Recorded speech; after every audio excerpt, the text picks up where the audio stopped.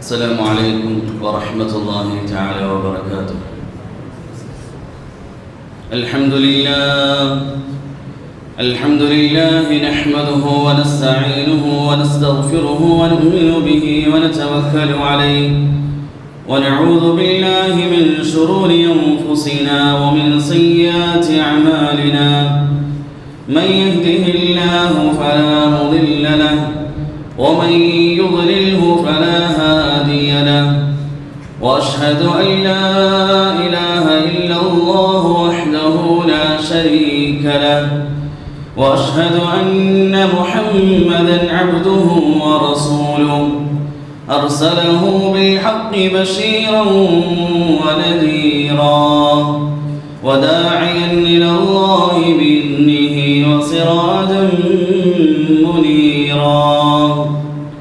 أما بعد فأعوذ بالله من الشيطان الرجيم. بسم الله الرحمن الرحيم. يا أيها الذين آمنوا لا يسخر قوم من قوم عسى أن يكونوا خيرا منهم ولا نساء من نساء عسى أن يكن خيرا منهن ولا تلمزوا أنفسكم ولا تنابزوا بالألقاب بئس الاسم الفسوق بعد الإيمان ومن لم يتب فأولئك هم الظالمون.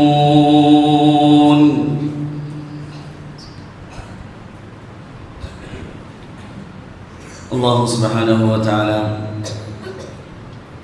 നമ്മുടെ ജീവിതത്തിൽ വന്നുപോയ മുഴുവൻ പാപങ്ങളും പുറത്തു നിന്ന് അനുഗ്രഹിക്കുമാറാകട്ടെ. ബാക്കിയുള്ള ജീവിതം അള്ളാഹുവിനെ തൃപ്തിപ്പെടുത്തി ജീവിക്കുവാനും മരണപ്പെടുമ്പോൾ പരിശുദ്ധമായ കലിമ ചൊല്ലി മരണപ്പെടുവാനും അള്ളാഹു തൗഫീഖ് നൽകി അനുഗ്രഹിക്കുമാറാകട്ടെ. ബഹുമാനമുള്ള മുഅ്മിനീങ്ങളെ, സഹോദരന്മാരെ, ഒരു മുഅ്മിനിനെ സംബന്ധിച്ച് അവൻ്റെ ജീവിതത്തിൽ ഏറ്റവും കൂടുതൽ ശ്രദ്ധ കൊടുക്കേണ്ട ഒന്നാണ് അവൻ്റെ ആരോഗ്യം എന്നുള്ളത്. ശരീരത്തിൽ രോഗങ്ങൾ കടന്നുകൂടാതെ സൂക്ഷിക്കുക എന്നുള്ളത്. രോഗം അത് രണ്ട് നിലയിലുണ്ട്. ഒന്ന് അവൻ്റെ ബാഹ്യമായ ശരീരത്തിലുണ്ടാകുന്ന രോഗം, അതുകൊണ്ട് അവൻ്റെ വ്യക്തിപരമായ നഷ്ടങ്ങളാണ് ഉണ്ടാകുന്നത്. ബാഹ്യമായ ശരീരത്തിലുണ്ടാകുന്ന രോഗം കൊണ്ട് ഒരു വ്യക്തിക്കുണ്ടാകുന്ന നഷ്ടമാണ്. മറ്റൊന്ന് ആത്മീയമായ രോഗങ്ങളാണ്. ആ രോഗങ്ങൾ ഒരു വ്യക്തിയിൽ ഒതുങ്ങുകയില്ല. ആ രോഗങ്ങൾ നമ്മിലുണ്ടായാൽ ഒരു സമൂഹത്തെ, ഒരു സമുദായത്തെ തന്നെ ഇല്ലാതാക്കാൻ കാരണമായി. അങ്ങനത്തെ ആത്മീയമായ രോഗങ്ങളിൽപ്പെട്ട, എന്നല്ല രോഗങ്ങളുടെ മാതാവ് എന്ന് അറിയിക്കപ്പെട്ട വളരെ പ്രധാനപ്പെട്ട രോഗമാണ് അഹങ്കാരം എന്നുള്ളത്. ആ രോഗത്തിലൂടെ സമുദായത്തിൻ്റെ ഐക്യവും കെട്ടുറപ്പും ഇല്ലാതായിത്തീരും. അഹങ്കാരം എന്നാൽ രണ്ട് കാര്യങ്ങൾ ഒരുമിച്ച് കൂടുന്നതിൻ്റെ പേരാണ്. ഒന്ന്, തന്നെക്കുറിച്ച് താൻ വലിയ സംഭവമാണ്, ഞാൻ മറ്റുള്ളവരെക്കാൾ ഖൈറാണ്, ഞാൻ എല്ലാം കൊണ്ടും നിറഞ്ഞവനാണ് എന്നൊരു ചിന്ത. രണ്ട്, നിന്ദതയുടെ കണ്ണുകൊണ്ട് മറ്റുള്ളവരെ നോക്കുക, മറ്റുള്ളവരെക്കുറിച്ച് നിസ്സാരമായി ചിന്തിക്കുക. സല്ലല്ലാഹു അലൈഹി വസല്ലം സഹാബാക്കളെ മുന്നിൽ അഹങ്കാരത്തിൻ്റെ കെടുതികളെക്കുറിച്ച്, ദൂഷ്യങ്ങളെക്കുറിച്ച് പറഞ്ഞപ്പോൾ ഇത്രയും ഗൗരവമുള്ള പാവമാണെന്ന് സഹാബാക്കൾക്ക് മനസ്സിലായപ്പോൾ ചില സഹാബാക്കൾ ചോദിച്ചു, നബിയെ, ഞങ്ങൾ നല്ല വസ്ത്രം ധരിക്കുന്നതും നല്ല ചെരുപ്പ് ധരിക്കുന്നതും അതെല്ലാം അഹങ്കാരമാകുമോ? സല്ലല്ലാഹു അലൈഹി വസല്ലം പറഞ്ഞു, ഇല്ല, ഇന്നല്ലാഹ ജമീലുൻ യുഹിബ്ബുൽ ജമാല. ഭംഗി അത് അള്ളാഹു ഇഷ്ടപ്പെടുന്നതാണ്. അള്ളാഹു ഭംഗിയുള്ളവനാണ്, ഭംഗി അള്ളാഹു ഇഷ്ടപ്പെടുന്നതുമാണ്. ജീവിതത്തിൽ ഭംഗിയുള്ള കാര്യങ്ങൾ തിരഞ്ഞെടുത്തു എന്നതിന് പേരിൽ അഹങ്കാരിയാവുകയില്ല. പിന്നെ അഹങ്കാരം എന്നാൽ ബത്റുൽ ഹഖ് വഗംതുൻ നാസ്, സത്യത്തെ നിഷേധിക്കലും ജനങ്ങളെ നിന്ദിക്കലുമാണ്. ജനങ്ങളെ നിന്ദിതയുടെ, ജനങ്ങളെ നിസാരവൽക്കരിച്ച് നോക്കൽ, ഇതാണ് അഹങ്കാരം. ഇന്ന് ഇത് നമ്മളിൽ വ്യാപകമായ തിന്മയാണ്. സമ്പത്തുള്ളവൻ സമ്പത്തില്ലാത്തവനെ കണ്ടാൽ അവനെ നിസ്സാരമായി കാണുന്നു, ചെറുതായി കാണുന്നു. സൗന്ദര്യമുള്ള വ്യക്തി സൗന്ദര്യമില്ലാത്ത ഒരാളെ കണ്ടാൽ അവനെ സൗന്ദര്യമില്ലാത്തതിൻ്റെ പേരിൽ അവനെ നിസ്സാരമായി കാണുന്നു. വലിയ കുടുംബത്തിലും വലിയ നാട്ടിൽ കുടുംബ മഹിമയുമുള്ള വ്യക്തി കുടുംബ പാരമ്പര്യമില്ലാത്തൊരു വ്യക്തിയെ കണ്ടാൽ അതിൻ്റെ പേരിൽ അവൻ നിന്നയെ കാണുന്നു.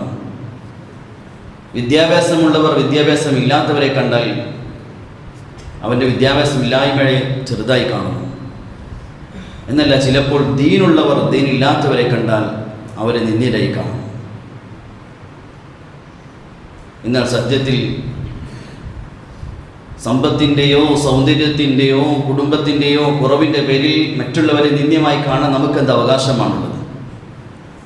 കാരണം ആരാണ് അവരെ നമ്മളെക്കാൾ താഴ്ന്നവരാക്കിയത്? നമ്മളെക്കാൾ സമ്പത്തിൽ കുറഞ്ഞവർ, വലിയ കുടുംബ മഹിമയില്ലാത്തവർ, വലിയ സൗന്ദര്യമില്ലാത്തവർ, ഈ അവസ്ഥയിൽ അവരെ ആരാണാക്കിയത്? അള്ളാഹുവാണ്. അള്ളാഹുവിൻ്റെ കിസ്മത്തിനെ, അള്ളാഹുവിൻ്റെ വീതം വക്കലിനെ ചോദ്യം ചെയ്യലാണ്. അതുകൊണ്ട് തന്നെ അള്ളാഹു തആല ഏറ്റവും വെറുക്കുന്ന തിന്മയാണ്. നമ്മളെക്കാൾ ഏതെങ്കിലും നിലയിൽ കുറവുള്ളവർ, താഴി നിൽക്കുന്നവർ, അവരെ നിന്ദ്യതയുടെ കണ്ടുകൊണ്ട് നോക്കുന്നതിന് അള്ളാഹു അങ്ങേയറ്റം വെറുക്കുന്ന തിന്മയാണ്. ഒരു വിലയും അള്ളാഹുവിന് എടുക്കലില്ല. കാരണം അള്ളാഹുവിൻ്റെ സൃഷ്ടിപ്പാണ് മനുഷ്യനെ വ്യത്യസ്തമായി ചിലരേക്കാൾ സൗന്ദര്യം കുറഞ്ഞവരാക്കി, ചിലരേക്കാൾ സമ്പത്ത് കുറഞ്ഞവരാക്കി, ചിലരേക്കാൾ കുടുംബം ചെറുതാക്കി, അറിവിൽ കുറവുള്ളവരാക്കി. ഇങ്ങനെ പല അവസ്ഥയിൽ അള്ളാഹു സൃഷ്ടിച്ചതാണ്. അത് ചോദ്യം ചെയ്യാൻ ആർക്കാണ് അവകാശമുള്ളത്? ഒരു ബുസുർഗ്, ഒരു വലിയ മഹാൻ, ഒരു ആലിം, അദ്ദേഹം തസ്ബീഹ് ചെയ്യാൻ വേണ്ടി ഈന്തപ്പഴ കുരു ഇങ്ങനെ ശേഖരിച്ചു കൊണ്ടിരിക്കുമ്പോൾ ഒരു കഥ ആയിട്ട് ഉദ്ധരിക്കുകയാണ്, കിതാബുകൾ കാണാം. അപ്പോൾ യാദൃശ്ചികമായി ആ കുരുവിൻ്റെ കൂട്ടത്തിൽ ഒരു വികൃതമായ അഭംഗിയുള്ളൊരു കുരു, ഈന്തപ്പഴ കുരു അദ്ദേഹം എടുത്തു. അപ്പോൾ അദ്ദേഹം അത് മാറ്റിവെച്ചു. പഴയ കാലഘട്ടത്തിൽ തസ്ബീഹിന് വേണ്ടി ഈന്തപ്പഴ കുരു ഉപയോഗിക്കുമായിരുന്നു. അപ്പോൾ വികൃതമായ കാണാൻ ഭംഗിയില്ലാത്തൊരു ഈന്തപ്പഴത്തിൻ്റെ കുരു കണ്ടപ്പോൾ അദ്ദേഹം മാറ്റിവെച്ചു. അപ്പോൾ ആ ഈന്തപ്പഴ കുരു അദ്ദേഹത്തോട് ചോദിച്ചു, ഒരു കഥയായിട്ട് കിതാബുകൾ ഉദ്ധരിക്കുക, നിങ്ങൾ എന്തിനാണ് എന്നെ മാറ്റിവെച്ചത്? എൻ്റെ രൂപത്തിലുള്ള വൈകല്യങ്ങൾ, അതിൻ്റെ കുറവ് ഇത് കണ്ടിട്ടാണെങ്കിൽ എന്നെ സൃഷ്ടിച്ചത് ആരാണ്? എന്നെ സൃഷ്ടിച്ച് അവരോട് ചോദിക്കുന്നത് എന്തിനാണ് എന്നെ സൃഷ്ടിച്ചത് എന്ന്. സഹോദരന്മാർ, അള്ളാഹുവാണ് ഓരോരുത്തരെയും വ്യത്യസ്തമായ നിലയിൽ നമ്മളെക്കാൾ താഴ്ന്നവരെ സൃഷ്ടിച്ചത്. അതിൻ്റെ പേരിൽ അവരെ നിന്ദ്യതയുടെ കണ്ണുകൊണ്ട് നോക്കാൻ ഒരവകാശവുമില്ല. അങ്ങനെ നമ്മുടെ മനസ്സിൽ ചിന്ത വരികയും നമ്മുടെ നോട്ടം അങ്ങനെ ആവുകയും ചെയ്താൽ നമ്മൾ എത്ര വലിയ ഉയർന്നവരാണെങ്കിലും അള്ളാഹുവിന്റെ അടുക്കൽ വിലയുമില്ല. ഇബ്ലീസ് എത്ര വലിയ സ്ഥാനത്തെത്തിയ ആളായിരുന്നു. താഊസുൽ മലായിക, മലക്കുകളുടെ നേതാവെന്നാണ് വിളിക്കപ്പെട്ടിരുന്നത്. പക്ഷെ ആദം നബി അലൈഹിസ്സലാത്തു വസ്സലാമിലേക്ക് നോക്കിയ നോട്ടം നിന്ദ്യതയുടെ നോട്ടമായിരുന്നു. മണ്ണുകൊണ്ട് സൃഷ്ടിച്ച ആ സൃഷ്ടി നിസാരവൽക്കരിച്ച് ആദം നബിയെ നോക്കിയ നോട്ടമാണ് ആദമിനെ, ഇബ്ലീസിനെ ശപിക്കപ്പെട്ടവനാക്കി മാറ്റിയത്. ഒരു പരിശുദ്ധമായ ശരീഅത്ത് വളരെ ശക്തമായി തടഞ്ഞ കാര്യമാണ്. ഒരു മനുഷ്യനിലേക്കും നിന്ദ്യതയുടെ കണ്ണുകൊണ്ട് നിസാരവൽക്കരിച്ച് നോക്കരുത്. സല്ലല്ലാഹു അലൈഹി വസല്ലം സഹാബാക്കളെ വളരെ കൂടുതൽ ഉണർത്തിയ, ഉമ്മത്തിനെ വളരെ കൂടുതൽ ഉണർത്തിയ ഒരു ഗൗരവമുള്ള കാര്യമാണ്. ഹഫ്സ റളിയല്ലാഹു തആല അൻഹ ഒരിക്കൽ സഫിയ റളിയല്ലാഹു തആല അൻഹയോട് സംസാരിച്ചു കൊണ്ടിരിക്കുമ്പോൾ ഒരു വാക്ക് പറഞ്ഞു. ബിന്തു യഹൂദി, യഹൂദി മതത്തിൽ വന്ന സ്ത്രീയാണ് സഫിയ റളിയല്ലാഹു തആല. നീ യഹൂദിയുടെ മകളല്ലേ എന്നൊരു വാക്കാണ് ചോദിച്ചത്. തങ്ങൾ വന്നപ്പോൾ സഫിയ റളിയല്ലാഹു അൻഹ കരയുകയാണ്. എന്ത് പറ്റി സഫിയ, നീ എന്തിനാ കരയുന്നത്? ഹഫ്സ എന്നെപ്പറ്റി ബിന്തു യഹൂദി എന്ന് പറഞ്ഞു നബിയെ. തങ്ങൾ പറഞ്ഞില്ല, നീ നബിയുടെ മകളാണ്, നിന്റെ പരമ്പര ഹാറൂൻ അലൈഹി സ്വലാത്തു വസ്സലാമിലേക്കാണ്. എന്നിട്ട് തങ്ങൾ പറഞ്ഞു, യാ ഹഫ്സ ഇത്തഖില്ലാഹ യാ ഹഫ്സ. ഹഫ്സ, നീ പറയുന്ന വാക്ക് വളരെ ഗൗരവമുള്ളതാണ്. നീ സഫിയെക്കുറിച്ച് പറഞ്ഞ നിസാരവൽക്കരിച്ചുള്ള വാക്ക് നീ സൂക്ഷിക്കണം, അല്ലാഹുവിനെ ഭയപ്പെടണം. ചില റിവായത്തുകളിൽ സൈനബ് റളിയല്ലാഹു തആല അതുപോലെ സഫിയ റളിയല്ലാഹു അൻഹയുടെ ഇടയിൽ സംഭവം നടന്നു. സഫിയ റളിയല്ലാഹു തആല യാത്ര ചെയ്യാൻ ഉപയോഗിക്കുന്ന മൃഗം രോഗം ബാധിച്ച് യാത്ര ചെയ്യാൻ പറ്റാത്ത അവസ്ഥയായപ്പോൾ സൈനബ് റളിയല്ലാഹു തആല അൻഹയുടെ നബികൾ പറഞ്ഞു, സൈനബേ, ഒരു മൃഗത്തെ നിന്റെ കയ്യിൽ കൂടുതലുണ്ടല്ലോ, സഫിയക്ക് കൊടുക്കുക. സൈനബ് റളിയല്ലാഹു തആല പറഞ്ഞു, അനാ ഉതി തിൽക്കൽ യഹൂദിയ, ആ യഹൂദിയിൽ നിന്ന യഹൂദിയായ സ്ത്രീക്ക് എൻ്റെ മൃഗത്തെ കൊടുക്കാൻ. തങ്ങൾ സല്ലല്ലാഹു അലൈഹി വസല്ലം ദേഷ്യമോ,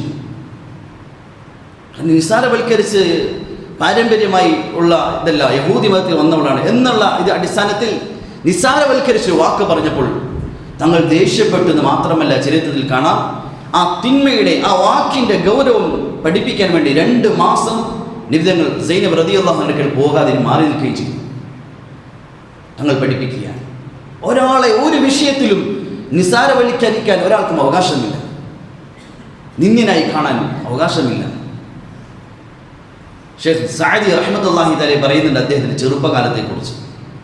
ഞാൻ ചെറുപ്പത്തിൽ എൻ്റെ വാപ്പയുടെ കൂടെ തഹജ്ജുദ് നിസ്കരിക്കാൻ എണീക്കുമ്പോൾ ഒരു ദിവസം ഞാൻ എൻ്റെ വാപ്പയോട് പറഞ്ഞു, ഉപ്പ, ഈ ജനങ്ങളെല്ലാം കിടന്നുറങ്ങുകയാണല്ലോ, എല്ലാവരും കിടന്ന് മൃഗത്തെ പോലെ കിടന്നുറങ്ങുകയാണല്ലോ. വാപ്പ പറഞ്ഞു, മോനെ, നീ പോയി കിടന്നുറങ്ങിക്കോ, കാരണം നിനക്ക് നമസ്കരിച്ചിട്ട് പ്രയോജനമില്ല. നീ ജനങ്ങളെക്കുറിച്ച് നീ പറഞ്ഞ നിസാരവൽക്കരിക്കുന്ന വാക്ക് നീ ചെയ്തിട്ടൊന്നും കാര്യമില്ല. ഇമാം ഗസ്സാലി റഹ്മത്തുള്ളാഹി തആല അലൈഹി അദ്ദേഹത്തിൻ്റെ മുകാശഫത്തുൽ ഖുലൂബ് എന്ന ഗ്രന്ഥത്തിൽ ബനു ഇസ്രായേൽ ഒരു ആബിദിൻ്റെയും ബനു ഇസ്രായേലിലെ അങ്ങേറ്റം ഫാജിറായ ഒരു മനുഷ്യനെ, തെമ്മാടിയായ മനുഷ്യന് ചരിത്രം ഉദ്ധരിക്കുന്നുണ്ട്. ബനു ഇസ്രായേൽ അറിയപ്പെട്ട വളരെ മോശക്കാരനായ മനുഷ്യൻ, അദ്ദേഹം നടന്നു പോകുന്ന സമയത്ത് അന്ന് അറിയപ്പെട്ട വലിയൊരു ആബിദായ ദീനുള്ള മനുഷ്യൻ, അദ്ദേഹം ഈ ഭാഗത്തിലായി അള്ളാഹുവിൻ്റെ സ്മരണയിലേക്ക് ഇരിക്കുന്നു. എത്രത്തോളം അള്ളാഹുമായി എടുത്ത മനുഷ്യനാണ്, മേഘം വന്ന് അദ്ദേഹത്തിൻ്റെ മുകളിൽ തണലിട്ടിരിക്കുകയാണ്. ഇദ്ദേഹം വിചാരിച്ചു, ഇത്രയും നല്ല മനുഷ്യൻ, അള്ളാഹുവിൻ്റെ വലിയായ മനുഷ്യൻ, അല്പസമയം അദ്ദേഹത്തിൻ്റെ സമീപത്ത് പോയിരിക്കാം, അദ്ദേഹത്തിന് ഇറങ്ങുന്ന റഹ്മത്തും ഖൈറാത്തുകളും എനിക്കും ലഭിച്ചേക്കാം, എനിക്ക് അള്ളാഹു മാപ്പാക്കിയേക്കാം. അദ്ദേഹം പോയി ഇദ്ദേഹത്തിൻ്റെ സമീപത്തിരുന്നു. ഞാൻ മോശക്കാരനാണ്, ഇദ്ദേഹം നല്ല മനുഷ്യനാണ്, ഇദ്ദേഹത്തിൻ്റെ കൂടെ ഇരുന്നാൽ എനിക്കും അള്ളാഹു കരുണ ചെയ്തേക്കാം എന്ന ചിന്തയും. പക്ഷെ അദ്ദേഹം ആബിദായ ദീനുള്ള മനുഷ്യൻ, ഈ മോശപ്പെട്ട മനുഷ്യൻ തൻ്റെ സമീപത്ത് വന്നിരുന്നപ്പോൾ അദ്ദേഹം ചിന്തിച്ചു, ജനങ്ങൾ കണ്ടാൽ എന്ത് വിചാരിക്കും, നാട്ടിൽ അറിയപ്പെട്ട മോശക്കാരൻ, വൃത്തികെട്ടവൻ എൻ്റെ സമീപത്തിരിക്കുന്നു. അദ്ദേഹം അവിടെ നിന്ന് എണീപ്പിച്ചു വിട്ടു. ആ കാലഘട്ടത്തിലെ പ്രവാചകന് നബിക്ക് അല്ലാഹു തആല വഹി ഇറക്കി. നബി ആ 2 പേരോടും കൽപ്പിച്ചേക്കിൻ അമലുകൾ എല്ലാം ആദ്യം മുതൽ തുടങ്ങാൻ വേണ്ടി. മോശമായ മനുഷ്യൻ്റെ തിന്മയെല്ലാം ഞാൻ മാപ്പാക്കി, ആ നല്ല മനുഷ്യൻ്റെ അമലെല്ലാം ഞാൻ പൊളിച്ചു കളഞ്ഞു. കാരണം എന്താണ്? ഒരാളെക്കുറിച്ച് നിന്ദ്യമായി ചിന്തിച്ചതാണ്. അല്ലാഹുവിന് ഇഷ്ടമില്ലാത്ത കാര്യമാണ്. അവൻ ആരുമാകട്ടെ, എത്ര ഉയർന്ന ദർജയിലെത്തിയവനാകട്ടെ, മറ്റുള്ള മനുഷ്യരെക്കുറിച്ച് നിന്ദ്യതയുടെ കണ്ണുകൊണ്ട് നോക്കിയാൽ ആ മനുഷ്യന് അല്ലാഹുവിൽ വിലയുമില്ല, ഒരു വിലയുമില്ല അല്ലാഹുവിന്, അവൻ ആരുമാകട്ടെ. അങ്ങനത്തെ ഒരു ചിന്ത വന്നാൽ പിന്നെ മനുഷ്യനുണ്ടാകുന്ന മറ്റൊരു കാര്യമാണ് കളിയാക്കുക, ആക്ഷേപിക്കുക. മറ്റുള്ളവരെ കുറിച്ച് നിന്ദ്യതയുടെ നിസാര ചിന്ത വന്നാൽ പിന്നെ കളിയാക്കുന്ന സ്വഭാവം, മറ്റുള്ളവരെ ആക്ഷേപിക്കുന്ന സ്വഭാവം. വിശുദ്ധ ഖുർആനിൽ അല്ലാഹു തആല സൂറത്തുൽ ഹുജറാത്തിൽ മുസ്ലിമീങ്ങൾക്കിടയിൽ പരസ്പരം യോജിപ്പുണ്ടാകേണ്ട, ഐക്യമുണ്ടാകേണ്ട ആവശ്യകതയെപ്പറ്റി പറയുകയും ഓരോ മുസ്ലിം മറ്റൊരു മുസ്ലിമിൻ്റെ സഹോദരനാണ്. ഇന്നമൽ മുഅ്മിനൂന ഇഖ്വ, ഓരോ മുഅ്മിനും അവൻ തൻ്റെ മറ്റു മുഅ്മിനെ സഹോദരനായി കാണണം. അവൻ്റെ പാർട്ടി ഏതാകട്ടെ, രാഷ്ട്രീയം ഏതാകട്ടെ, പക്ഷേ ഓരോ മുസ്ലിമും മറ്റുള്ളവരെ തൻ്റെ സഹോദരനായി കാണണം. എന്നിട്ട് അല്ലാഹു തആല അങ്ങനത്തെ ഒരു അവസ്ഥ, പരസ്പരം സഹോദര്യവും ഐക്യവും നിലനിൽക്കാൻ വേണ്ടി ചെയ്യേണ്ട കാര്യങ്ങളും ഒഴിവാക്കേണ്ട കാര്യങ്ങളും പറഞ്ഞ് അല്ലാഹു തആല സൂറത്തിൽ തുടങ്ങുമ്പോൾ ആദ്യം അല്ലാഹു ഉണർത്തി, യാ അയ്യുഹല്ലദീന ആമനു ലാ യസ്ഖർ ഖൗമുൻ മിൻ ഖൗമിൻ. ഏ മുഅ്മിനീങ്ങളെ, നിങ്ങൾ ഒരിക്കലും ഒരു സമൂഹം മറ്റൊരു സമൂഹത്തെ കളിയാക്കരുത്, ആക്ഷേപിക്കരുത്. അല്ലാഹു പറയുന്നു, ഒരു സമൂഹം, ഒരു പാർട്ടി മറ്റൊരു പാർട്ടിയെ, മുസ്ലിമീങ്ങളാണ് ഒരു ഭാഗത്ത് നിൽക്കുന്നത്, ആക്ഷേപിക്കരുത്, കളിയാക്കരുത്, വ്യക്തിപരമായ ഒരു വിഷയങ്ങൾ പറഞ്ഞ് ആക്ഷേപിക്കരുത്. ഒരു സമൂഹം ആ സമൂഹത്തിൻ്റെ കുറവുകൾ പറഞ്ഞ് ആക്ഷേപിക്കരുത്. അല്ലാഹു ഉണർത്തുകയാണ്. ഈ ആയത്ത് ഇറങ്ങാനുള്ള ഇതിൻ്റെ സബ്ബുൻ നുസൂൽ, അത് ഇറങ്ങാനുള്ള കാരണത്തെക്കുറിച്ച് ഇമാം ഖുർത്തുബി റഹ്മത്തുള്ളാഹി തആല അലൈഹി 3 സംഭവങ്ങൾ ഉദ്ധരിക്കുന്നു. സാബിത്ത് ബിൻ ഖൈസ് റളിയല്ലാഹു തആല അല്പം ചെവിക്ക് കേൾവി കുറവുള്ള സഹാബിയായിരുന്നു. അതുകൊണ്ട് അദ്ദേഹം സദസ്സിൽ വരുമ്പോൾ അദ്ദേഹത്തെ ഏറ്റവും മുന്നിലിരുത്തുമായിരുന്നു. സല്ലല്ലാഹു അലൈഹി വസല്ലം സദസ്സുകൾ നടക്കുമ്പോൾ അദ്ദേഹത്തെ മുന്നിലിരുത്തുമായിരുന്നു, പരിഗണന കൊടുക്കുമായിരുന്നു. ഒരു പ്രാവശ്യം സുബ്ഹി നമസ്കാരത്തിന് അദ്ദേഹം ഒരു റക്അത്ത് കഴിഞ്ഞാണ് എത്തിയത്. അങ്ങനെ അദ്ദേഹം സദസ്സിൻ്റെ ഫ്രണ്ടിൽ കടന്ന് വരുമ്പോൾ സഹാബാക്കൾ ഒതുങ്ങിക്കൊടുത്തു. ഫ്രണ്ടിൽ വന്നു. ഒരു സഹാബി അവിടെ തന്നെ ഇരുന്നു. അദ്ദേഹം പറഞ്ഞു, നിങ്ങൾ പുറകെ തന്നെ ഇരുന്നോളാൻ പറഞ്ഞു, താമസിച്ചല്ലേ വന്നത്. അദ്ദേഹം ദേഷ്യം വന്നു. സാബിത്ത് ബിൻ ഖൈസ് റളിയല്ലാഹു തആല ദേഷ്യം വന്നു. അദ്ദേഹം അവിടെ തന്നെ ഇരുന്നു. എന്നിട്ട് കൂട്ടുകാരോട് ചോദിച്ചു, സുബ്ഹി സമയമാണ്, മൻ ഹാദ, ഇത് ആരാണ്? കൂട്ടുകാർ പറഞ്ഞു, ഇത് ഇന്ന ആളാണ്. അപ്പം അദ്ദേഹം ആക്ഷേപിച്ചുകൊണ്ട് നിന്ദിച്ചുകൊണ്ട് അദ്ദേഹം പറഞ്ഞു, ഇബ്നു ഫുലാനത്ത്, ഇന്ന സ്ത്രീയുടെ മകനാണല്ലേ. ഇത് പറഞ്ഞപ്പോൾ അദ്ദേഹം, ആ വ്യക്തി, മുന്നിൽ നിന്ന വ്യക്തി നിന്നായി നിസാരനായി അദ്ദേഹം തലകുനിച്ചു. ജനങ്ങൾക്ക് മുന്നിൽ വെച്ച് ആ വാക്ക് പറഞ്ഞിരിക്കും. അല്ലാഹു തആല സല്ലല്ലാഹു അലൈഹി വസല്ലം ഖുർആൻ ഈ ആയത്ത് ഇറക്കി, യാ അയ്യുഹല്ലദീന ആമനു ലാ യസ്ഖർ ഖൗമുൻ മിൻ ഖൗമിൻ. ഒരു സമൂഹം മറ്റൊരു സമൂഹത്തെ നിങ്ങളുടെ കുടുംബ മഹിമയോ അല്ലെങ്കിൽ മറ്റുള്ള കാര്യങ്ങളോ പറഞ്ഞ് ആക്ഷേപിക്കരുത്, കളിയാക്കരുത്, നിന്ദിക്കരുത്. അദ്ദേഹം മറ്റൊരു സബബുൻ നുസൂൽ അദ്ദേഹം ഉദ്ധരിക്കുന്നു.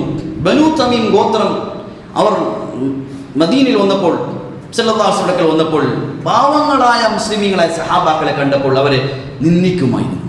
ബിലാലും ഖബ്ബാബും അമ്മാറും, ബിലാലും ഖബ്ബാബും, അതുപോലെ പാവങ്ങളായ സഹാബാക്കൾ,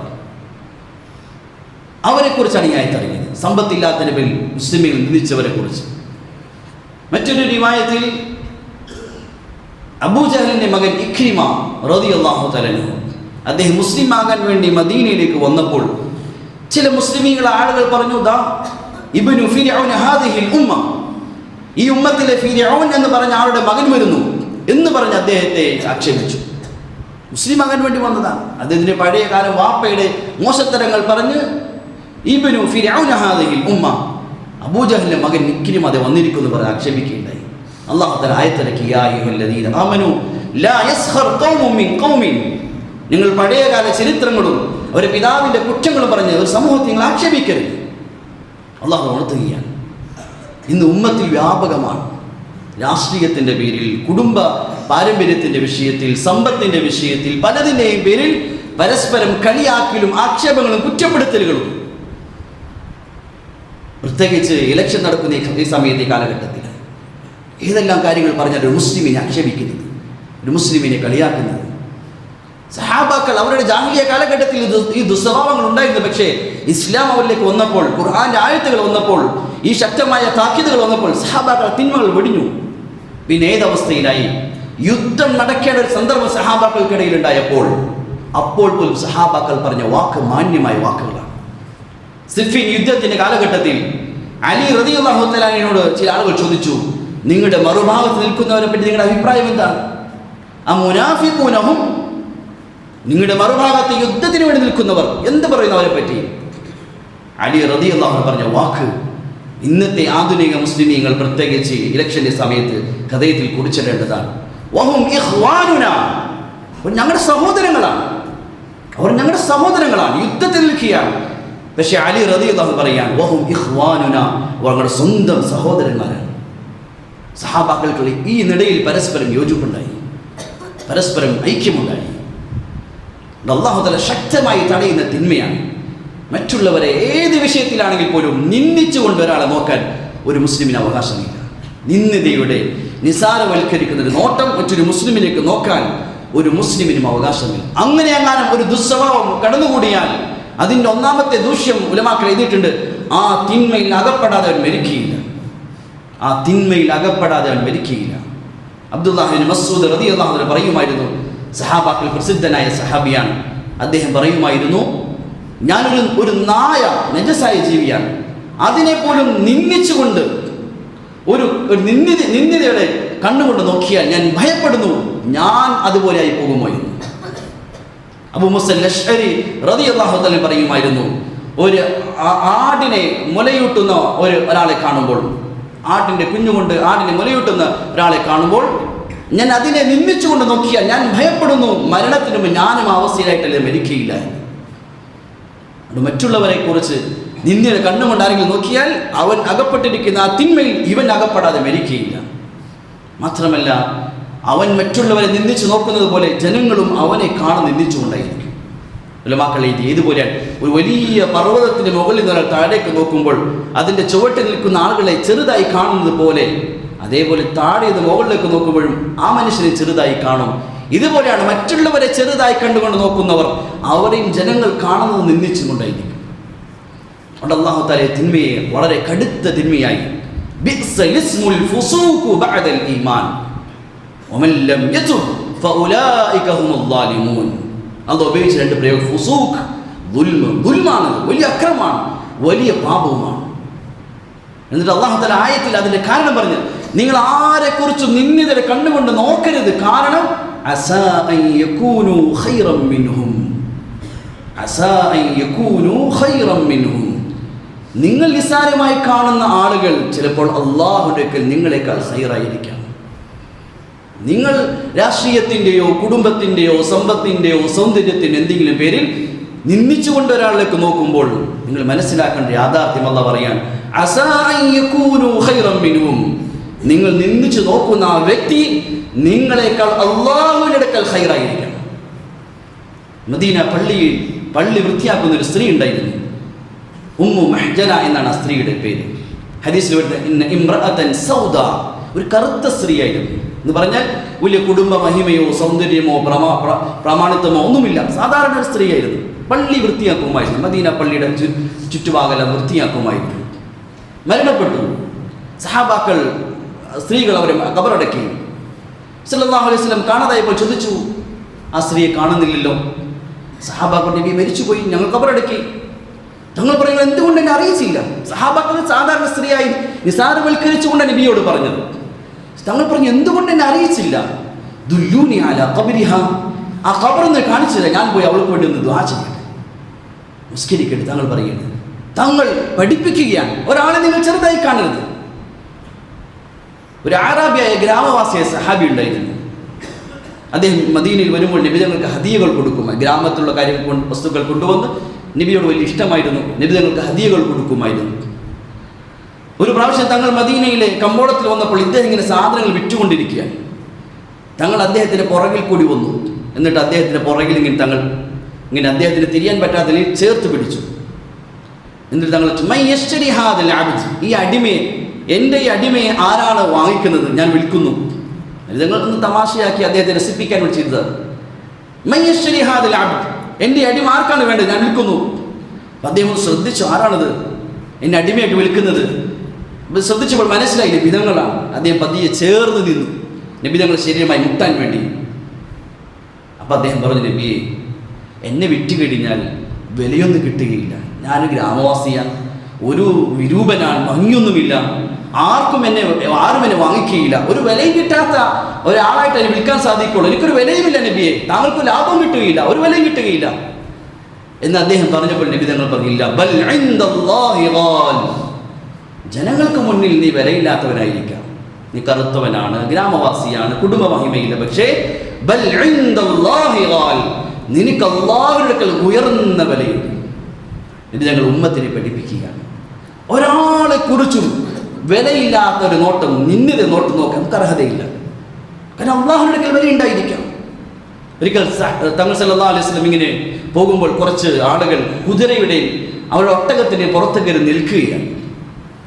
തങ്ങൾ ദേഷ്യപ്പെട്ടിട്ട് തങ്ങൾ പറഞ്ഞു, നിങ്ങൾ എന്താണ് മൃഗങ്ങളെ നിങ്ങൾ മിമ്പറുകളും കസേരകളും ആക്കുകയാണ്?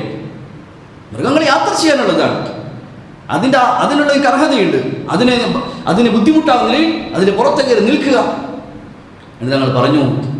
എത്രയോ മൃഗങ്ങളുണ്ട്, അതിൻ്റെ യാത്രക്കാരേക്കാൾ ആ മൃഗങ്ങൾ ശ്രേഷ്ഠരാണ്. എത്രയോ മൃഗങ്ങളുണ്ട്, ആ മൃഗങ്ങൾ അതിൻ്റെ യാത്രക്കാരേക്കാൾ ശ്രേഷ്ഠരാണ്. എത്രയോ മൃഗങ്ങളുണ്ട്, അതിലെ യാത്രക്കാരേക്കാൾ കൂടുതൽ അല്ലാഹുവിനെ ദിക്ർ ചെയ്യുന്നതാണ്.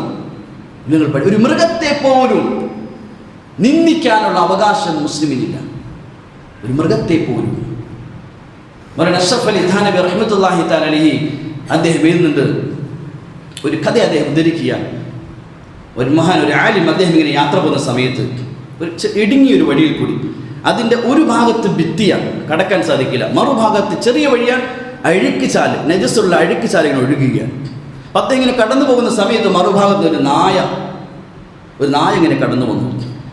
ഇനി ഒരാൾക്കോട് പോകാൻ പറ്റും, രണ്ടുപേർക്ക് ഒരുമിച്ച് പോകാൻ സാധിക്കില്ല. അദ്ദേഹം നായോട് സംസാരിച്ചു, ഞാൻ മുസ്ലിമാണ്, മുക്കല്ലഫാണ്, നമസ്കരിക്കാറുണ്ട്, വസ്ത്രം നജസാക്കാൻ പാടില്ല, നീ അതിലേക്ക് ഇറങ്ങ്, ആ നജസായ വെള്ളത്തിലേക്ക് നീ ഇറങ്ങ്, ഞാൻ അങ്ങോട്ട് പോകട്ടെ. അപ്പം നായ അദ്ദേഹത്തോട് സംസാരിച്ചു. അദ്ദേഹം ഒരു കഥ ഉദ്ധരിക്കുക. ആ നായ സംസാരിച്ചു, ശരിയാണ്, നിങ്ങൾ അതിലേക്ക് ഇറങ്ങാൻ പാടില്ല, നജസാകും, ഞാൻ ഇറങ്ങിയാൽ കുഴപ്പമില്ല. നിങ്ങൾ ഈ പറഞ്ഞ ആ നിന്ദ്യതയുടെ വാക്ക്, ആ നിന്ദ്യതയുടെ ചിന്താഗതി, അത് നിങ്ങളുടെ ഉള്ളിൽ കടന്ന ചിന്താഗതി, അത് 7 സമുദ്രത്തിലെ വെള്ളം കൊണ്ട് കഴുകിയാൽ ശുദ്ധമാകാത്ത ചിന്താഗതിയാണ്. ഇതിലേക്ക് ഇറങ്ങിയാൽ ഒരൽപ്പം വെള്ളം കൊണ്ട് കഴുകിയാൽ ശുദ്ധിയാകും. ഒരു മൃഗത്തെ പോലും നിന്ദിക്കാൻ അവകാശമില്ല എന്ന് ഇസ്ലാം പഠിപ്പിക്കുമ്പോൾ ഒരു മുസ്ലിമിനെ രാഷ്ട്രീയത്തിൻ്റെ പേരിൽ, കുടുംബത്തിൻ്റെ പേരിൽ, സമ്പത്തിൻ്റെ പേരിൽ നിന്ദിക്കാൻ എങ്ങനെ അവകാശമുണ്ട്? മൗലാന ഇല്യാസ് റഹ്മത്തുള്ളാഹി പറയുമായിരുന്നു, ഒരു മുസ്ലിം ആരാണ്? ഒരു ചെറിയ ഈമാനുള്ള മുസ്ലിമിൻ്റെ സ്ഥാനം ഇത്ര വലുതാണ്. ഓരോ മുസ്ലിമിനെ കാണുമ്പോഴും ഈ ചിന്ത ഇന്ന് മുന്നിൽ ഉണ്ടാകണം. അവൻ എത്ര മോശക്കാരനാകട്ടെ, നിന്റെ മനസ്സിൽ ചിന്ത ഉണ്ടാകണം, ഈ മനുഷ്യൻ ദുന്യാവിൻ്റെ 10 ഇരട്ടി വലിയ സ്വർഗത്തിന് അവകാശിയാണ്. ലാസ്റ്റ് സ്വർഗത്തിൽ പോകുന്ന മുസ്ലിം എന്താ കൊടുക്കുന്നത്? ദുന്യാവിൻ്റെ 10 ഇരട്ടിയുടെ സ്വർഗമാണ്. ഓരോ മുസ്ലിമിനെ കാണുമ്പോഴും ഈ ചിന്തയുണ്ടാകണം. ചെറുമാരെ ദീൻ പഠിപ്പിക്കുന്ന കാര്യങ്ങളാണ്. അതുകൊണ്ട് ഒരു മുസ്ലിം ഒരിക്കലും അവകാശമില്ല രാഷ്ട്രീയത്തിൻ്റെ പേരിൽ, കുടുംബത്തിൻ്റെ പേരിൽ, അല്ലെങ്കിൽ സമ്പത്ത് കുറഞ്ഞു പോയതിൻ്റെ പേരിൽ, അല്ലെങ്കിൽ അവൻ്റെ സൗന്ദര്യം കുറഞ്ഞു പോയതിൻ്റെ പേരിൽ, വിദ്യാഭ്യാസം കുറഞ്ഞു പോയതിൻ്റെ പേരിൽ ഒരാളെ നിന്ദിത കണ്ണുകൊണ്ട് നോക്കാൻ ഒരിക്കലും അവകാശമില്ല. ഇത് അല്ലാഹ് ഏറ്റവും വെറുക്കുന്ന മോശമായ കാര്യമാണ്, ഏറ്റവും അത് വെറുക്കുന്ന കാര്യമാണ്. അതുകൊണ്ട് ഇതിനാണ് കിബർ. അത് 2 കാര്യങ്ങളാണ് കിബർ. ഒന്ന്, തന്നെക്കുറിച്ച് ഞാൻ ഭയങ്കര സംഭവമാണ്, ഞാനാണ് എല്ലാം, ഞാനാണ് ഏറ്റവും ശ്രേഷ്ഠ എന്ന് ചിന്തിക്കൽ. 2, ജനങ്ങളെക്കുറിച്ച് നിന്ദിത കണ്ണുകൊണ്ട് നോക്കൽ. ഇതിലൂടെ മനുഷ്യൻ്റെ ഉള്ളിൽ കടന്നുകൂടിയാൽ അത് ഉമ്മുൽ അംറാദ്, രോഗങ്ങളുടെ മാതാവാണ്. പിന്നെ ആ മനുഷ്യൻ്റെ അവൻ്റെ ജീവിതത്തിൽ ഒരിക്കലും ഉയർച്ചയുണ്ടാവുകയില്ല. ഇങ്ങനത്തെ ദുസ്വഭാവങ്ങൾ മുസ്ലിം ഉമ്മത്ത് വെടിഞ്ഞില്ല എങ്കിൽ ഉമ്മത്തിൻ്റെ ഐക്യം നഷ്ടപ്പെട്ടു പോകും. ഉമ്മത്തിനെ സംബന്ധിച്ച് ഏറ്റവും വലിയ ശക്തി ഉമ്മത്തിൻ്റെ യോജിപ്പാണ്, ഉമ്മത്തിൻ്റെ ഐക്യമാണ്. അതിനേക്കാൾ വലിയൊരു ഒരു രാഷ്ട്രീയവുമില്ല, അതിനേക്കാൾ വലിയ ഒരു ചിന്താഗതിയുമില്ല. ഏറ്റവും വലിയ ഉമ്മത്തിൻ്റെ ഐക്യമാണ്. അത് തകർക്കുന്നൊന്നും ഉമ്മത്തിൽ ഉണ്ടാകാൻ പാടില്ല. അല്ലാഹു തആല കാര്യങ്ങൾ മനസ്സിലാക്കി അമൽ ചെയ്യാൻ തൗഫീഖ് ചെയ്യുമാറാകട്ടെ. വാഹിറു ദുആനിൽ അൽഹംദുലില്ലാഹി റബ്ബിൽ ആലമീൻ.